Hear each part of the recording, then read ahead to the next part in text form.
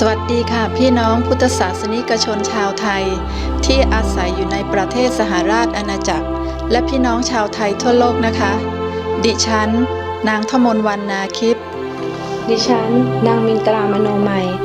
วันนี้ขอทำหน้าที่เป็นพิธีกรประชาสัมพันธ์การจัดงานบุญทอดกฐินสามัคคีประจำปีพุทธศักราช 2561 ของวัดพุทธารามกรุงลอนดอนค่ะ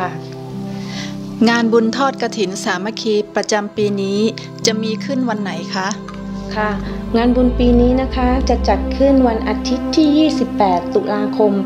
2561 นี้ค่ะเริ่มตั้งแต่เวลาไหนถึงเวลาไหนคะงา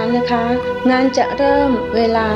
10:00 ถึง 15:00 นาฬิกาค่ะสถานที่จัดงานปีนี้ที่ไหนคะสถานที่จัดงานนะคะปีนี้สถานที่จัดงานย้ายไปที่หอประชุมตึกเลตันเกรทฮอลล์เลขที่1 อาร์ดิเลดโรดเลตัน E10 5NN ค่ะหากต้องการเข้ามาร่วมทำบุญจะเดินทางเข้ามาร่วมได้อย่างไรบ้างคะค่ะ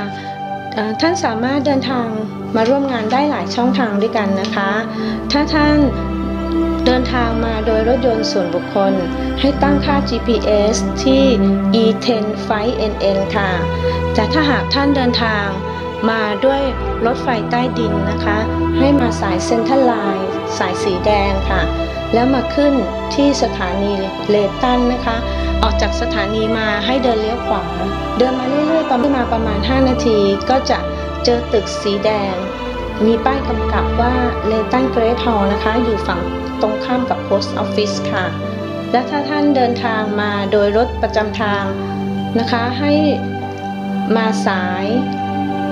58 69 97 158 258 และ N28 ค่ะมาลงที่ป้าย Library Leighton Library นะคะหลังจากนั้นให้เดินย้อนกลับมาประมาณ2 นาทีก็จะเห็นตัวตึกเป็นอิฐสีแดงได้อย่างง่ายดายค่ะสำหรับงานกฐินปีนี้สามารถจะมาจำหน่ายสินค้าได้หรือไม่คะค่ะเนื่องจากสถานที่การจัดงานของเราปีนี้นะคะสถานที่มีจำกัดค่ะไม่สามารถจะให้มาออกร้านได้นะคะต้องกราบขอประทานอภัยด้วยค่ะ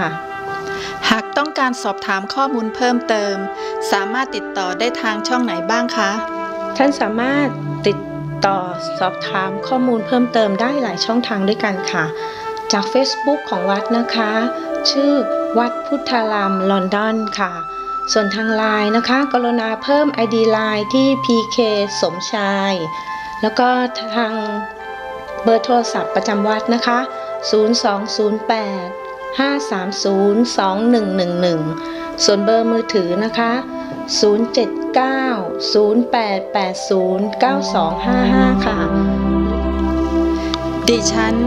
ขอกราบขอบพระคุณทุกท่านที่ได้รับชมสื่อแนะนำสถานที่การจัดงานบุญทอดกฐินสามัคคีของวัดพุทธารามกรุงลอนดอนและหวังว่าทุกท่านคงเข้าใจเป็นอย่างดีโดยทั่วกันนะคะ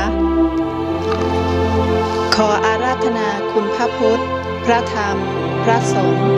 จงมาปกปักรักษาคุ้มครองทุกท่านพร้อมครอบครัวจงมีแต่ความสุขกายสุขใจ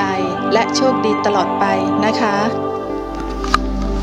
อย่าลืมนะคะแล้วพบกันค่ะวันอาทิตย์ 28 ตุลาคมนี้ค่ะสวัสดีค่ะ